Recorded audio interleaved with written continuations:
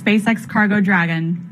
Today's launch, a NASA mission to deliver critical supplies and research to the astronauts living and working aboard the International Space Station. Liftoff is scheduled for 11:17 a.m. Eastern Time. Good morning and welcome to Kennedy Space Center in Florida. I'm Tori McClendon with NASA Public Affairs. We are thrilled to have you join us during this holiday season to watch the newly redesigned Cargo Dragon spacecraft begin its debut flight. Today kicks off a new series of resupply missions to the space station. The original Dragon 1 spacecraft completed its 20th and final cargo resupply mission earlier this year. Now the upgraded Dragon 2 will carry the torch with even more capacity for science payloads. It will lift off on a SpaceX Falcon 9 rocket from historic Launch Complex 39A. We have teams across the country following today's operations, from SpaceX headquarters in Hawthorne, California, to Mission Control in Houston, and right here in Florida. We'll also have experts talk with them about the science on this mission. Fueling is underway on the Falcon 9 rocket, and there's a live view as we speak. We are now at T-minus 30 minutes and counting. And as with all missions to the International Space Station, the launch window today is instantaneous. That means the rocket must launch at the exact second of the planned liftoff in order to reach the correct orbit to get to the space station. Cargo Dragon will dock to the station at about 1:30 p.m. Eastern Time tomorrow, and Dragon is of course packed with critical supplies and research, but also a few items to help make the crew feel a little more at home for the holidays. We'll take a closer look at the science on board, but first, here are some basics on this mission. This will be the first launch for SpaceX under NASA's second Commercial Resupply Services contract and the company's 21st mission of its kind. This will be the fourth flight for the Falcon 9 first stage that will once again return to Earth to be refurbished for its next mission. Cargo Dragon will deliver more than 6,400 pounds of research and supplies to the astronauts on board, and this will be the first flight for the upgraded Cargo Dragon that will now perform automated rendezvous and docking with the space station. CRS-21 is unique in so many ways. Let's take a look at what makes this cargo mission stand apart from the rest.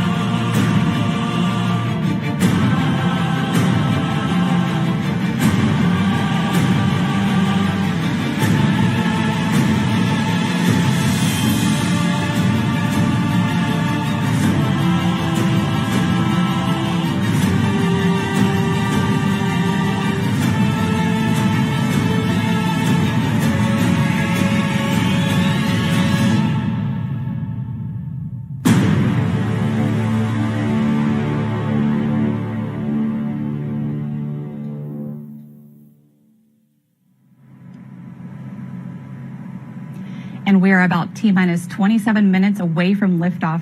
Joining us now is NASA's Joshua Santora and Marie Lewis with an update on the launch. Hey guys, give us some good news.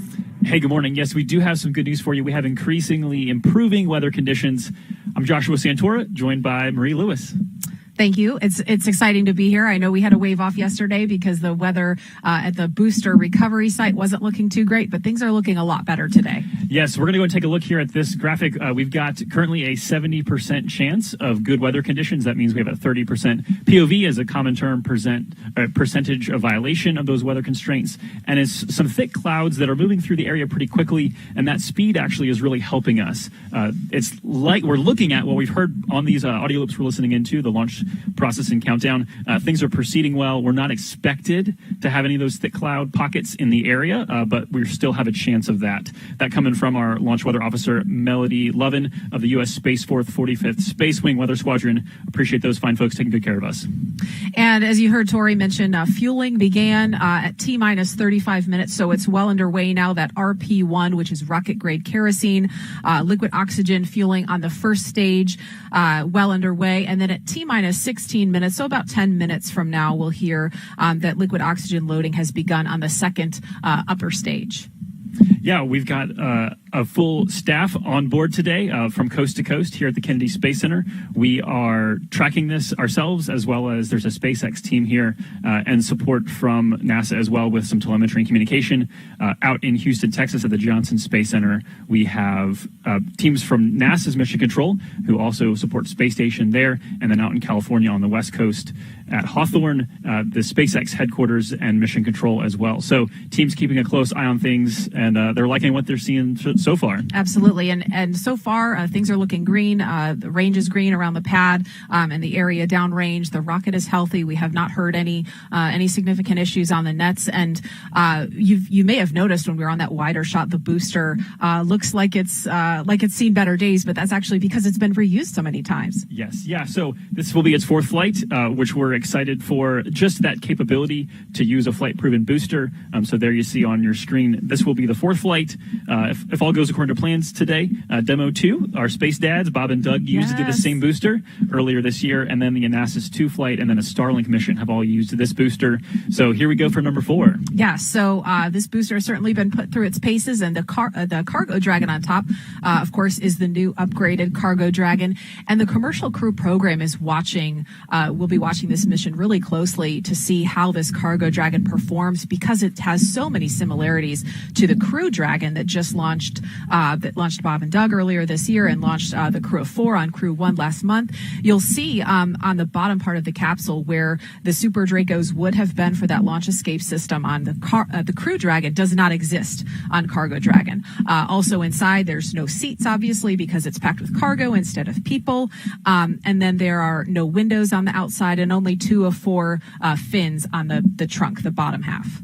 Yeah, and obviously the purpose of this mission today is to get cargo and supplies to space station. So that the Dragon is really broken apart into 2 parts. There's the capsule, which is pressurized, which holds about 9.3 cubic meters or 328 cubic feet of storage space.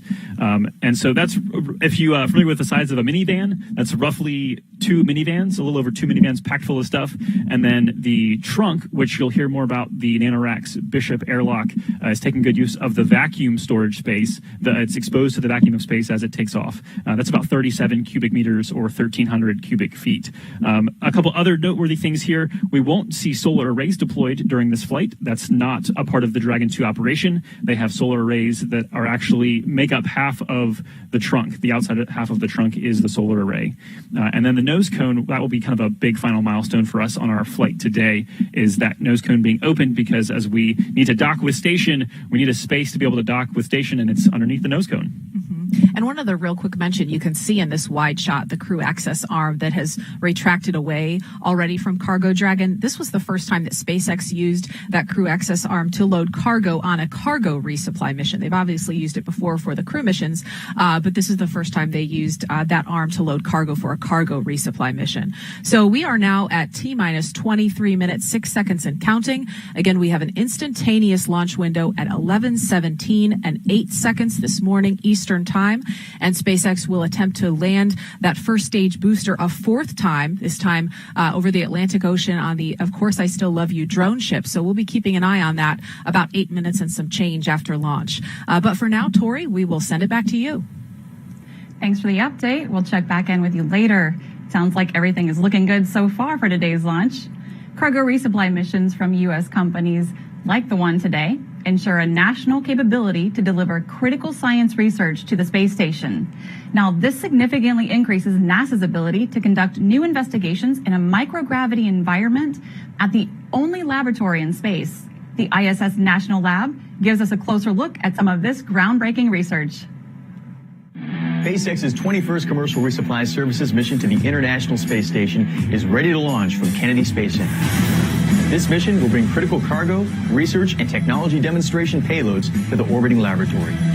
The ISS National Laboratory is proud to sponsor more than 15 payloads on this mission, representing dozens of experiments to further fundamental and applied research through space-based inquiry and to engage the next generation of researchers and explorers. Here's a quick look at some of the payloads on SpaceX CRS-21. Bristol Myers Squibb, a leading pharmaceutical company, is launching a protein crystallization investigation aimed at improving drug formulation and delivery for patients on Earth. In this experiment, the team will study the crystallization of monoclonal antibodies in space to improve their crystallization back on the ground. Monoclonal antibodies are lab-created proteins designed to interact with specific targets called antigens and are used in the treatment of several diseases, including cancer. 3 projects on this mission are funded by the National Institutes of Health through its joint multi-year Tissue Chips in Space initiative with the ISS National Lab. Tissue chips are small devices engineered to grow human cells on an artificial scaffold to model the structure and function of human tissues. Studying tissue chips in space may accelerate pathways for understanding disease and developing new treatments for use on Earth and beyond. To learn more about all ISS National Lab sponsored research on this mission, please visit issnationallab.org.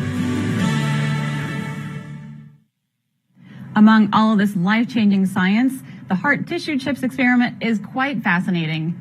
NASA's Jasmine Hopkins is standing by with a special guest who can tell us more. Jasmine. Thank you so much, Tori. I'm Jasmine Hopkins, and joining me to talk to us more about the Cardinal heart tissue chip investigation is Dr. Dilip Thomas, postdoctoral fellow from the Stanford Cardiovascular Institute. Thank you for joining us, Dr. Thomas. Thank you, Jasmine, for having me. Absolutely. Can you tell us what this investigation is about? Absolutely.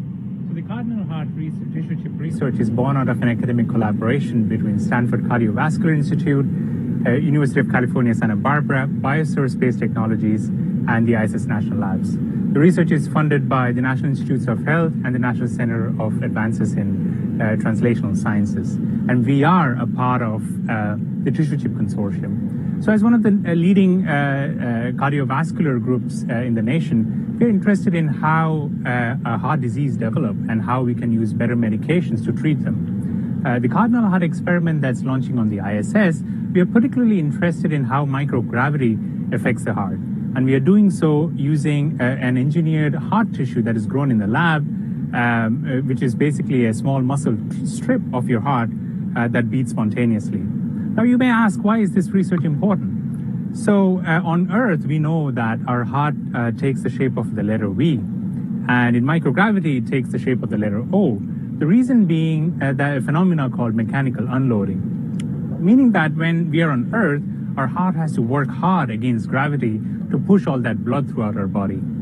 And it's that exercise that keeps the heart healthy and fit. And when we take that exercise away from the heart in microgravity, it has to work very less. And as a result, over time, for long durations of time, it can get weaker and lead to a condition called heart failure. Now, in the United States, there's about 6.2 million adults who suffer from this condition of heart failure. So we want to use microgravity as a platform to study how this phenomenon occurs and bring and test new drugs that are FDA approved to reverse the effects of the aging and such cardiac complications. Not only that, the research will also provide us insights into how a heart may function during long-term space expeditions for our astronauts and space explorers. Well, that is fascinating. And we know that our team in space is eager to get their hands on your research, but can you tell us about your team on Earth that helped you develop it? Absolutely. So we, as a team of scientists and engineers, we are thrilled to be a part of the space biology community. And it's always exciting to bring the research from the lab to the launch pad. And me and my team have come to an greater appreciation for how a billion parts has to be enabled to move this research to the ISS. And here I would like to acknowledge my team. So if you can bring up the photo of my team. So here from left to right, we see Dr. Louis Zia from Biosource Space Technologies, my mentor, Dr. Joseph Wu, and Sushma Shenoy from Stanford. And we also have Dr. Orlando Chirikian from UCSB. So to celebrate all the teamwork that we have put into this Cardinal heart experiment, we have designed a cool mission patch, which you can see on the screen, that shows all our collaborators on this particular project. And right at the center, you see the cartoon of an engineered heart tissue that we are sending up to the space station. So we are super excited and thrilled. So go NASA, go SpaceX, go Dragon. Awesome. We are very excited to see your science launch to space. So let's actually get back to Tori in the studio for a launch update. Tori? Thanks, Jasmine. We are now at T-minus 16 minutes and counting. Let's check in with SpaceX in Hawthorne, where the company designed and built its Falcon 9 rocket and Cargo Dragon. Shiva Bharadwaj is joining us live. Shiva, how's it going on the West Coast? Hey, thanks, Tori. Mission control teams are monitoring the vehicle heading into launch. But let's talk about the Dragon spacecraft. Dragon debuted in 2012 as the first private spacecraft in history to visit the International Space Station. And actually, since then, Dragons have made 23 trips to and from.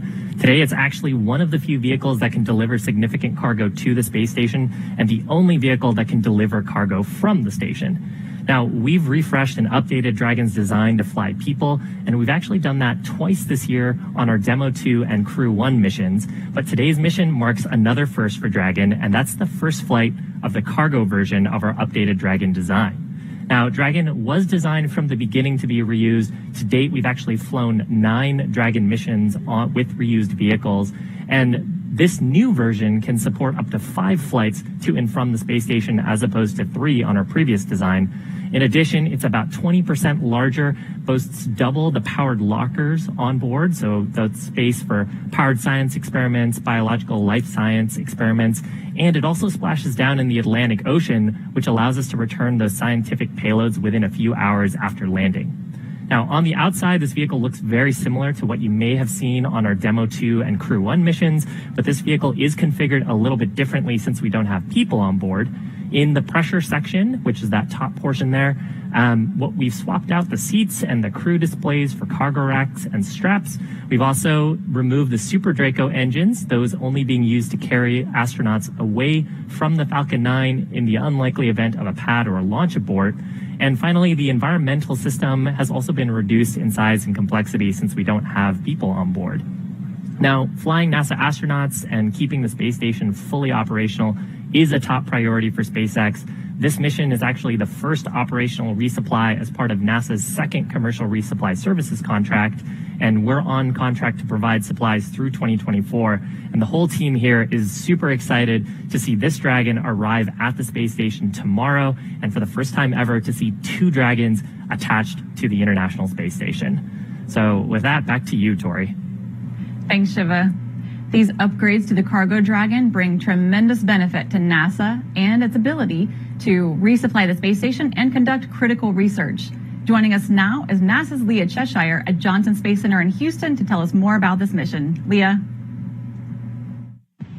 Hi, Tori, and thanks so much. Welcome to the International Space Station Flight Control Room here in Houston, Texas at Johnson Space Center. This is currently the Orbit 2 team of flight controllers. They are monitoring the systems aboard the International Space Station 24/7, 365 days a year, and today they are led by Flight Director Paul Kanya. This team will really jump into action tomorrow as Cargo Dragon approaches the International Space Station and enters the approach ellipsoid. That's an imaginary sphere around the International Space Station that helps us monitor vehicles as they arrive and depart as well. Currently living on the International Space Station, we have 7 people.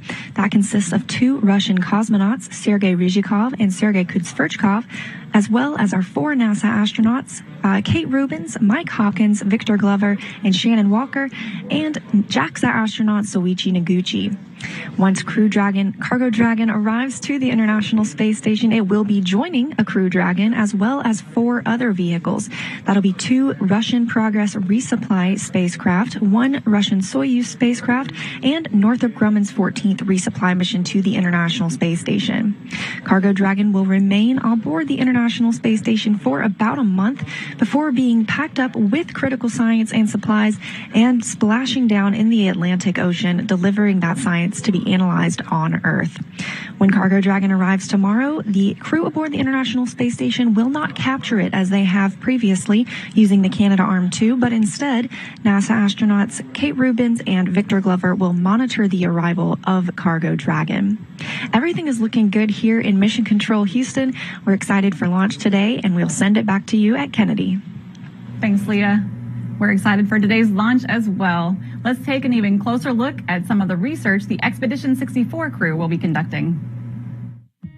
BioAsteroid is an experiment to study whether we can use microorganisms, bacteria and fungi, to extract economically interesting elements from asteroid material. It's essentially what we would call a biomining experiment. In other words, mining in support of the long-term human exploration and settlement of space.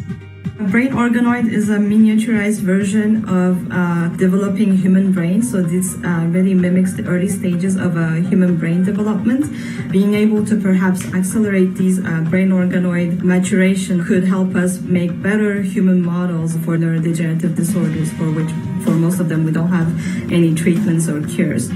If you go to a hospital or a clinic and you have a medical problem, like an infection, you often get a blood test called a white blood cell count and differential. That's a capability we don't have right now in spaceflight. So our objective is to test out this device that can be used in space so the astronauts can diagnose and treat their own medical problems.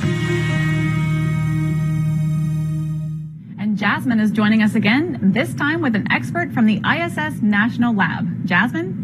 Thank you, Tori. Yes, here to talk to us about the U.S. National Lab is Patrick O'Neill. Thanks so much for being here, Patrick. Thanks, Jasmine. Appreciate it. Absolutely. Can you tell us about the amazing payloads that you'll be managing on this mission? Yeah, so right now we're slated to have more than 15 investigations that are launching on this mission. And the other day, Dr. Kirk Costello from the ISS program, he made mention of the fact that this was a very life science rich mission, and he is spot on with that. And from our perspective, we're really seeing a wide array of life science investigations that are on this mission. I believe that we just saw a video from a brain organoid payload from a group over at UC San Diego. But then on top of that, we also have a variety of tissue chip investigations that are flying, that are sponsored through one of the centers associated with the National Institutes of Health.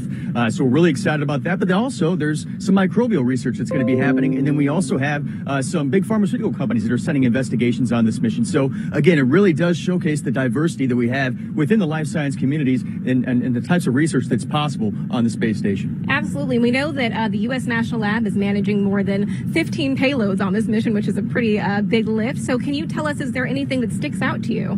Well, what I would say that's really interesting about this mission is we're seeing a lot of investigations that are going up for the second or third time. And so it's the idea of iteration. So it's what we're able to see out of this is that they're learning something the first time they fly, but then now they're able to extrapolate that and take that into their next investigations. And maybe that leads to applied applications one day down the road for either benefiting life on Earth or setting the foundation for a robust and thriving low Earth orbit economy. And then on top of that, what I would say too is we have a lot of student investigations that are flying on this mission. And I think that that's one of the really exciting aspects of the National Laboratory is the fact that we are opening access to all types of researchers, whether you're a seasoned researcher or you're a young researcher. The notion that the space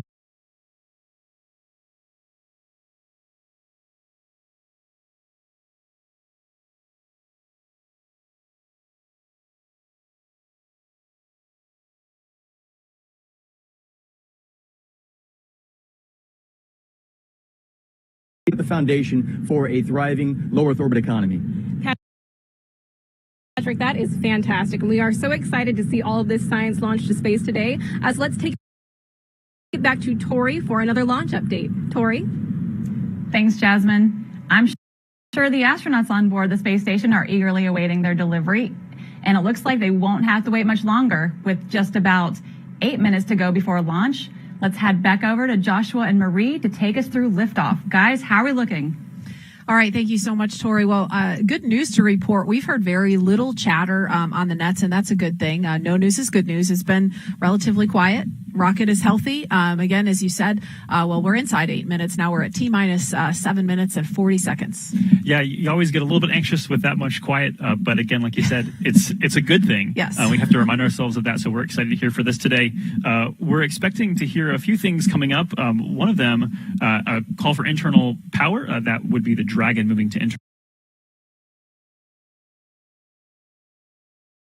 power, meaning that it's primed and ready to live on its own apart from ground support equipment. We're also looking for the engine chill to begin in just a minute, actually in just about 15 seconds. We should hopefully hear that. That's the cooling of the Merlin 1D engines at the base of the first stage. That's to prepare them to receive cryogenic fuel. You don't want to run temperatures of negative 330 degrees below zero into lukewarm or atmospheric temperatured engines.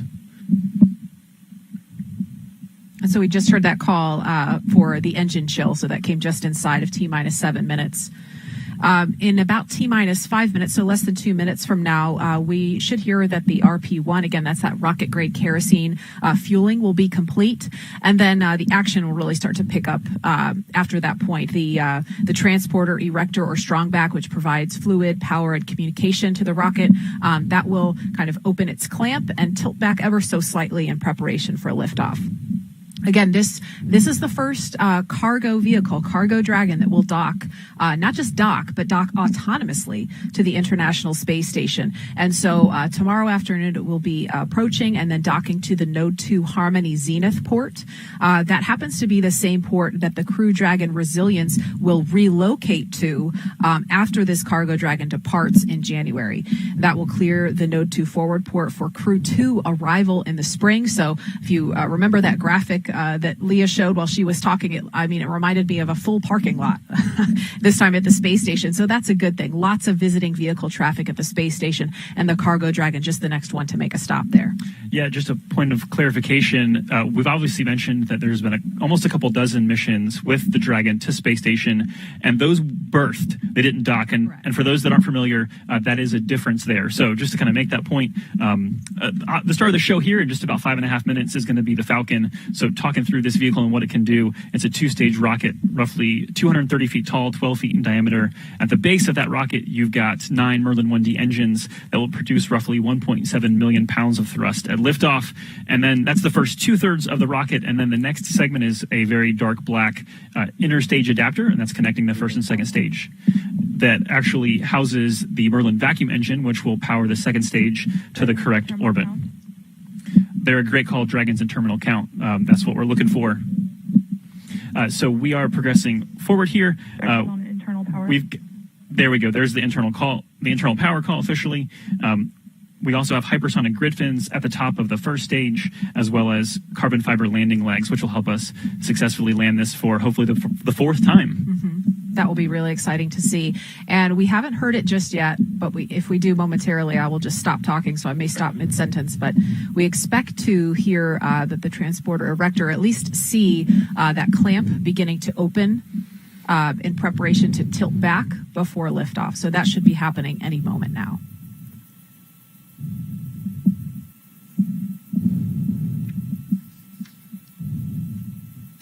So while we're waiting there for that, we're on our way to space station. We've talked about that a good bit. The space station is actually in the over top of the Indian Ocean, headed on a west to east track, about to kind of round around the southern portion of Australia. So we're roughly on a 24-hour intercept pace to get there, but that's kind of a quick update for you. And again, when Dragon docks, it will be tomorrow, December 7th at approximately 1:30 p.m. Eastern time. And there you see the transporter erector. If you look to the right of your screen, it's tilting back ever so slightly. And that, again, is what happens in preparation for liftoff.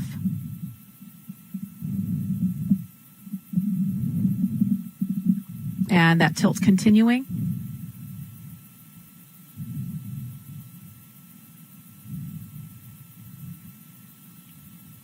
And looks like that is complete, and just gorgeous skies surrounding the launch pad right now. The thick clouds look as if they're staying offshore. We can't see directly above the rocket, which is the important part of the sky, but things are looking really good at the moment. All right, we are just inside T-minus 3 minutes now. So in less than a minute, we should hear that the ranges go and stage 2 locks close out. Stage 1 locks is closed out for flight. That was at stage 1, liquid oxygen closeout. So the first stage is fueled, and we should stop seeing that venting, which you can see on your screen there. If you see some of the condensation of the air forming around the rocket, that's just a matter of the cryogenic temperature of the vehicle, the fuel mixing with the atmospheric weather.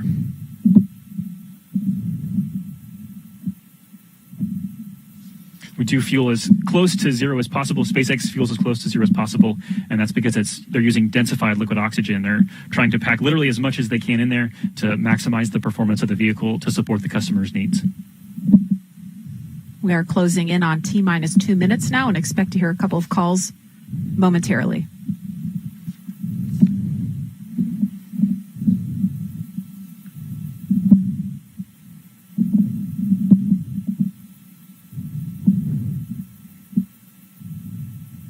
Stage 2 LOX has closed down for flight. And there's that stage 2 LOX closeout call.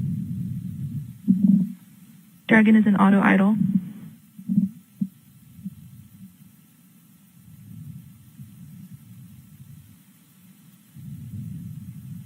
And we're now at T-minus 1 minute, 33 seconds and counting, and Falcon 9 should be in startup in less than 30 seconds.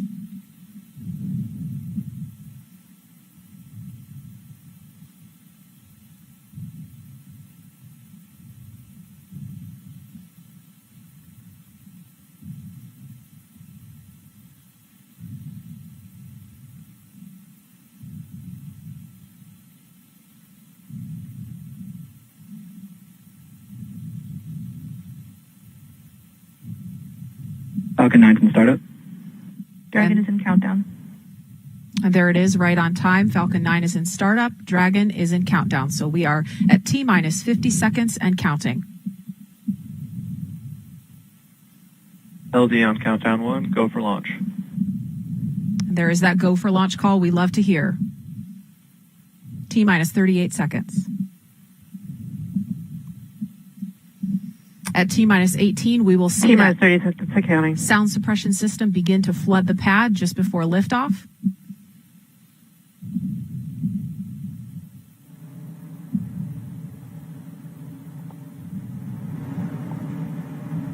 T-minus 15 seconds. 10, 9, 8, 7, 6, 5, 4, 3, 2, 1. And liftoff of the Falcon 9 and upgraded cargo Dragon, the first cargo capsule to dock to the International Space Station. Stage 1 propulsional is nominal.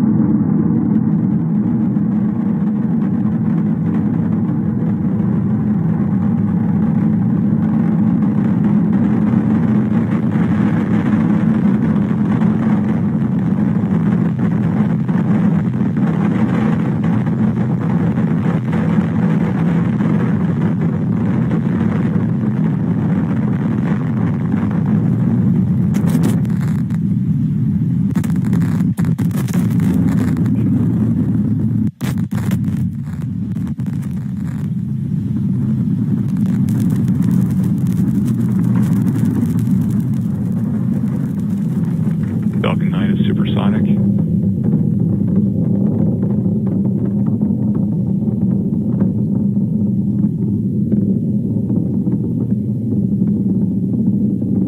Max Q.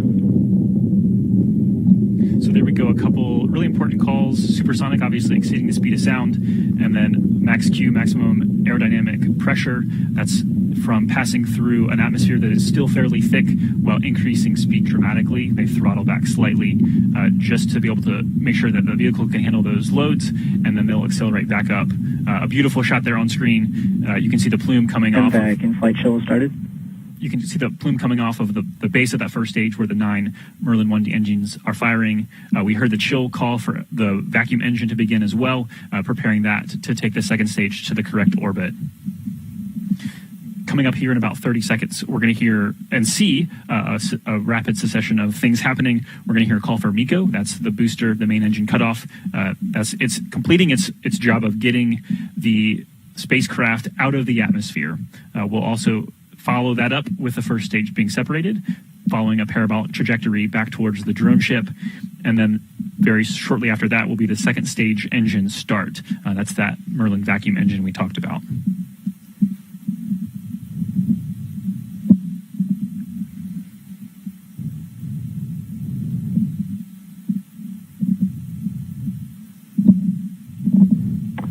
MECO 1. Stage separation confirmed. There you see a beautiful shot, the first stage falling away. MVAC ignition confirmed. And that MVAC ignition confirmed. There you see it on screen. You can see on the left side, you can kind of see that plume coming out, and you'll see that engine bell increasingly get more of that beautiful orange color to it that says we're just increasing the heat and picking up the pace. The two camera angles you see here are on reverse sides of that engine, so you're seeing a single engine there, just from opposite directions. As we continue on a nominal call, we heard a number of those during the uphill climb as well. Beautiful launch today, just stunning. And again, all the calls we've heard have been nominal up to this point. So all things looking great.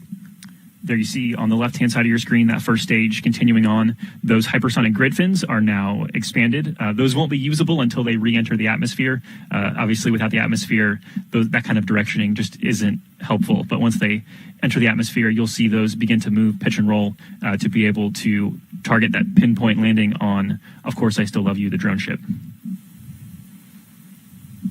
We've got less than 5 minutes till we expect that to happen. Stage 2 propulsion is nominal.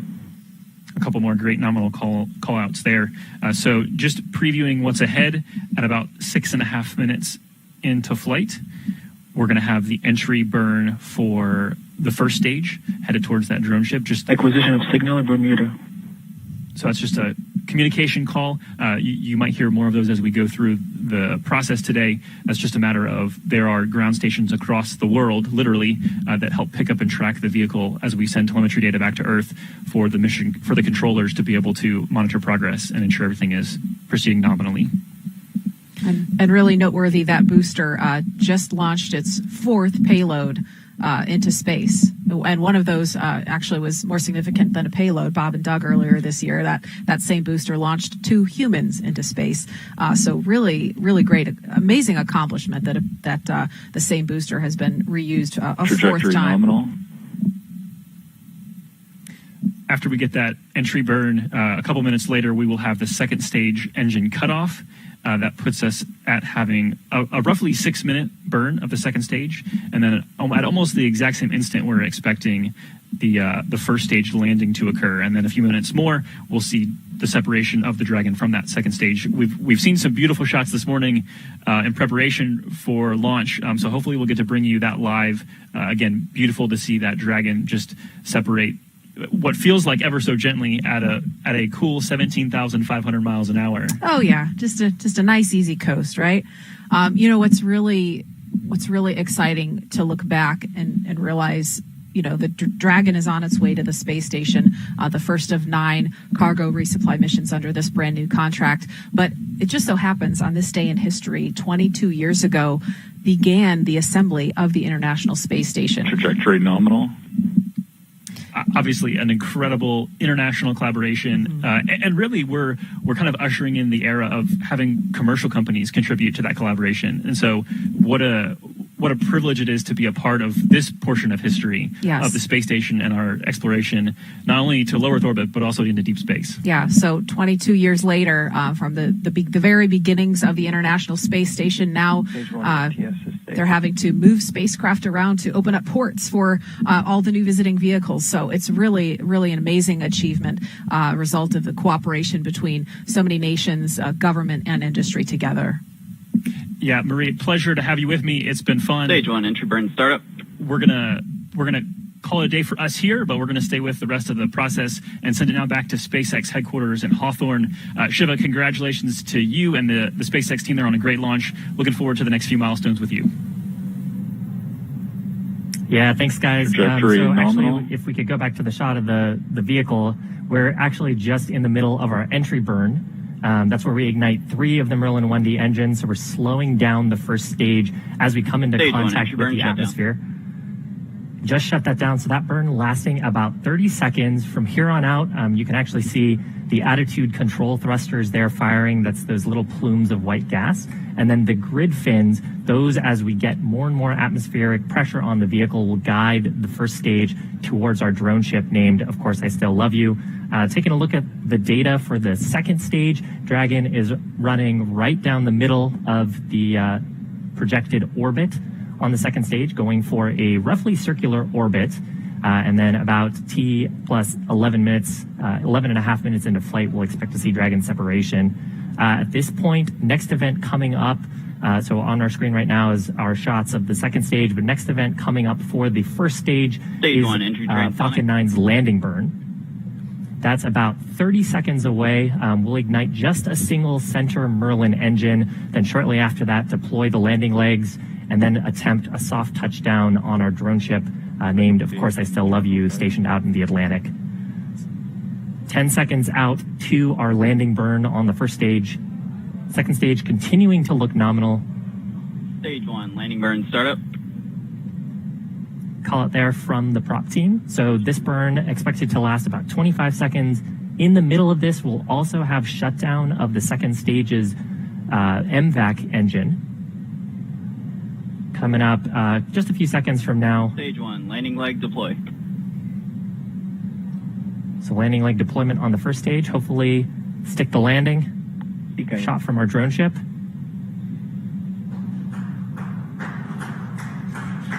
Stage 1. And there is the fourth successful landing of this Falcon 9. Exciting news as well. This is the 100th successful flight of Falcon 9. It's our 68th successful first stage. You also heard the call out there for nominal orbital insertion on the second stage. So that means Dragon is in the target orbit, still attached to our second stage.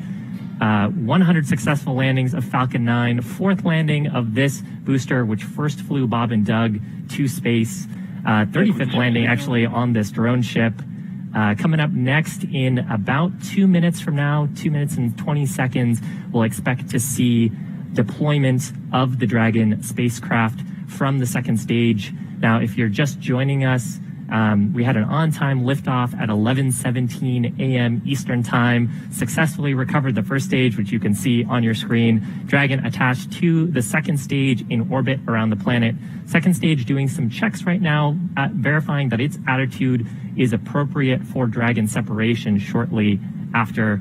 All in all, very nominal mission so far, and just what we want to see.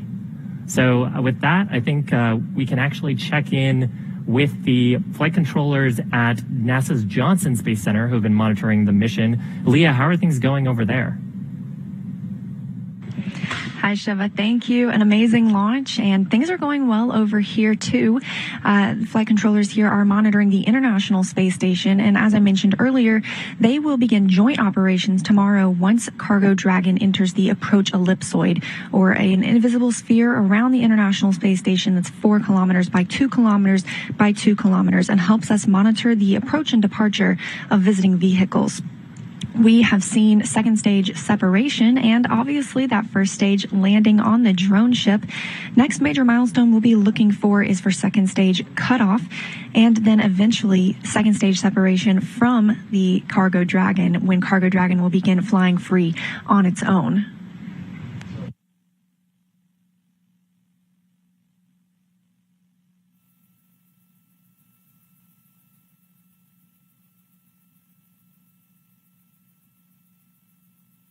We'll be looking for a separation to come in just about 30 seconds now. Shortly thereafter, there will be some checkouts performed on the service section Draco thrusters on the vehicle.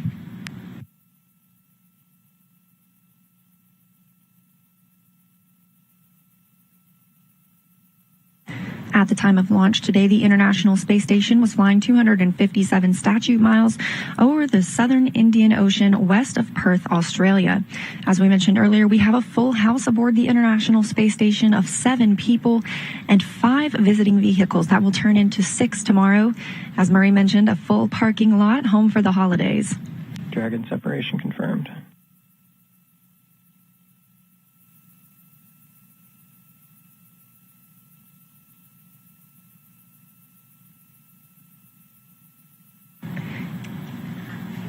And with second stage separation confirmed, Cargo Dragon is now flying free on its own, continuing its journey to the International Space Station.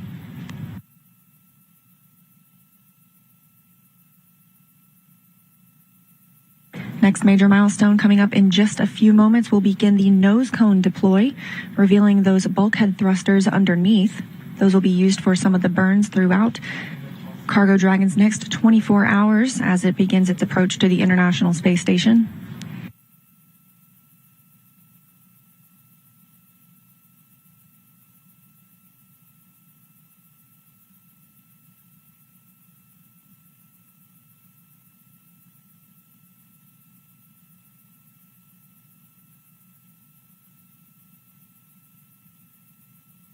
And we've heard confirmation of nose cone deploy and some good checkouts of those thrusters. Next up, we have a special guest, Jeff Arend, the Systems Engineering Integration Office Manager of the International Space Station, is standing by to tell us a little bit more about today's mission. Thanks so much for joining us, Jeff. I'm more than happy to join you. I have a few questions for you. So the Cargo Dragon is now en route to the station. Can you explain the differences and similarities for this vehicle with the Crew Dragon vehicle we saw arrive at the station last month, and any similarities and differences in the Rendezvous Profile for an automated docking? Yeah, I'd be happy to talk to that. So just basically, if you actually just look at the vehicle, the outer mold line is essentially the same. There's actually some minor differences, but the average eye would not pick up that there's any difference between the cargo and the crewed version of the vehicle. But at the same time, probably one of the most important things is that from an ISS crew and vehicle safety perspective, the vehicles are identical. So they're equally safe vehicles for cargo and crew.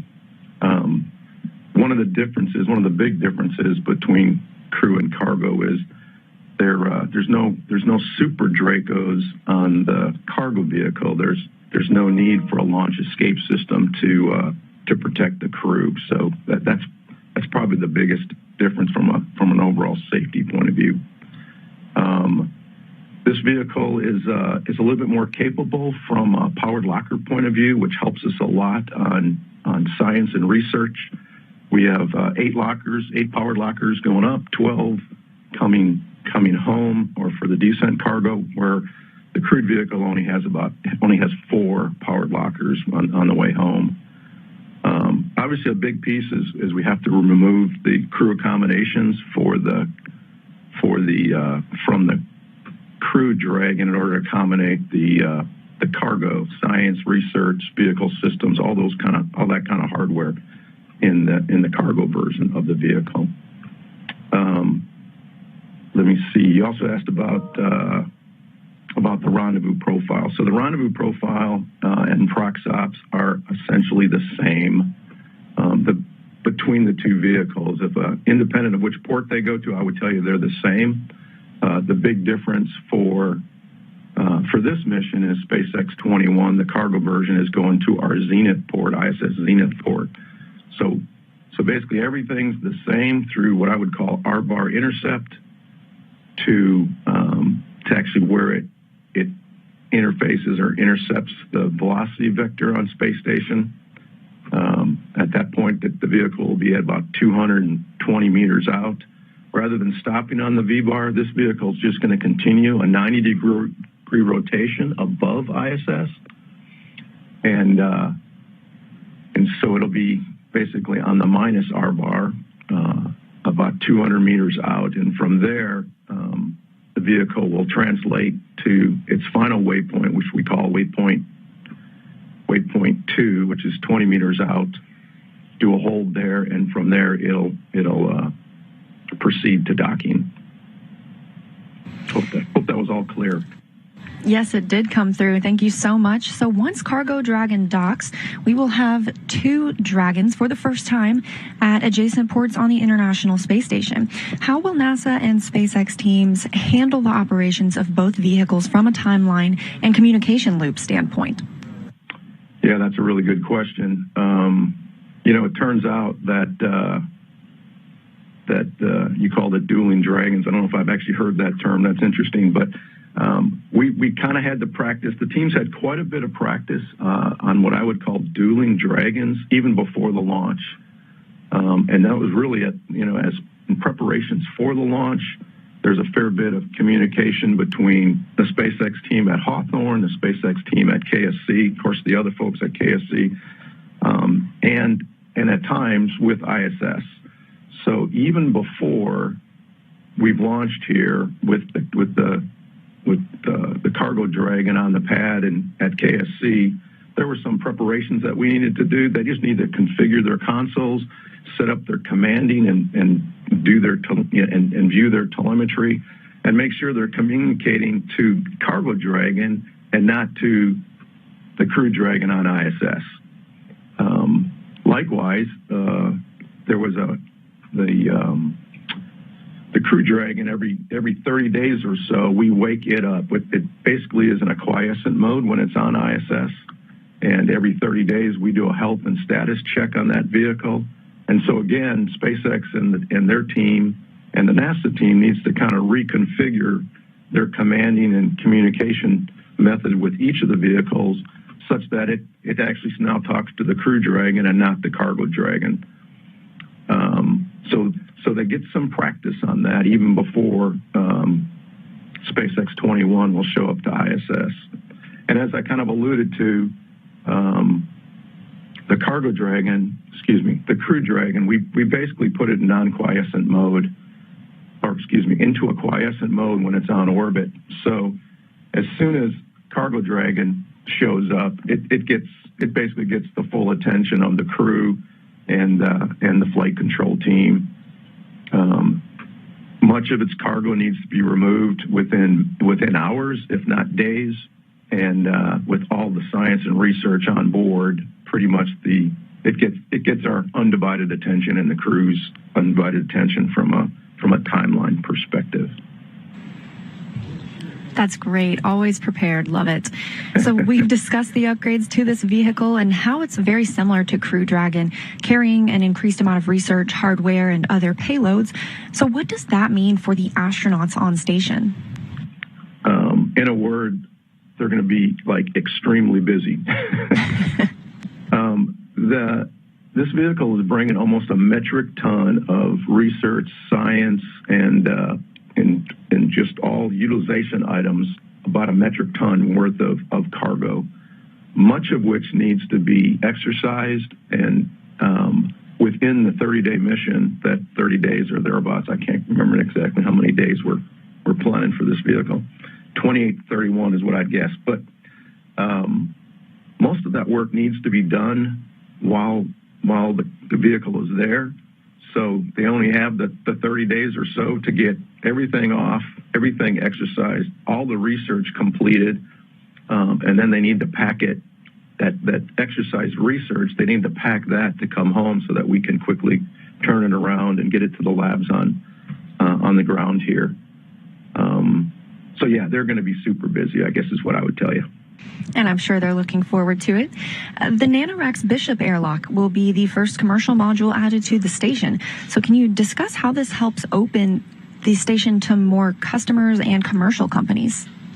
Yeah, that's a very good question as well. So you're right, the NanoRacks airlock, Bishop airlock, so it was conceived, designed, and built by NanoRacks to meet the needs of its customers. NanoRacks retains the ownership of this airlock, and so they are really driven to find paying customers in order to make the commercial module profitable. And these users will likely be commercial customers, and these business-to-business transactions, we're hoping, and I think they will increase the economic development of low Earth orbit. In the past, the what we call the GEM airlock, or the Japanese Exposed Module airlock, sometimes has been kind of a bottleneck for us to do material science and material science research, certainly all the jettisons of the various satellites that we've been putting out. So this is a larger volume. It gives us the opportunity to do more deploys, a larger group at a time.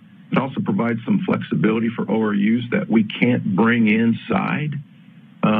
And so maybe we can stimulate business in that way as well.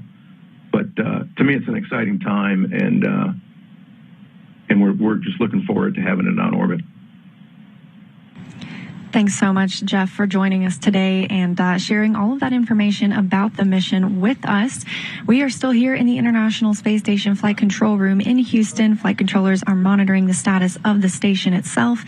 And what you can look forward to tomorrow will be the arrival of Cargo Dragon to the International Space Station. So once it crosses that approach ellipsoid, teams here will begin joint operations with the SpaceX team in Hawthorne, California. NASA astronauts Victor Glover and Kate Rubens will be monitoring the approach and arrival of Cargo Dragon as it makes the first docking by a Cargo Dragon to the International Space Station. They will begin working then to get the hatch open on Cargo Dragon. That'll take a couple of hours because it includes pressurizing the vestibule or the space between the hatches on the International Space Station and on Cargo Dragon itself. But for right now, everything looking great with a beautiful launch today, and we're looking forward to the arrival tomorrow. So that's our wrap here in Houston, and back to you at KSC. Thanks, Leah. Wow, what a beautiful launch and landing, and by far one of my favorite things on the Space Coast. I mean, the rumble never gets old, and Cargo Dragon is now on its way to the International Space Station. With the help of U.S. companies like SpaceX and our astronauts in space like the Expedition 64 crew, NASA is using the station to conduct cutting-edge research and technology development in preparation to send the first woman and the next man to the moon in 2024. And then we'll use what we learned there to take the next giant leap, sending astronauts to Mars. You can tune in to docking coverage on NASA TV tomorrow, starting at 11:30 a.m. Eastern Time, with docking at 1:30 p.m. That's going to wrap up our coverage. I'm Tori McClendon, and from everyone here at NASA's Kennedy Space Center and our colleagues across the country, thank you so much for joining us. For more information on this mission, visit nasa.gov/station or nasa.gov/SpaceX. We leave you now with another look at today's spectacular launch. Happy holidays, everyone, and go CRS-21. 10, 9, 8, 7, 6, 5, 4, 3, 2, 1. And liftoff of the Falcon 9 and upgraded Cargo Dragon, the first cargo capsule to dock to the International Space Station.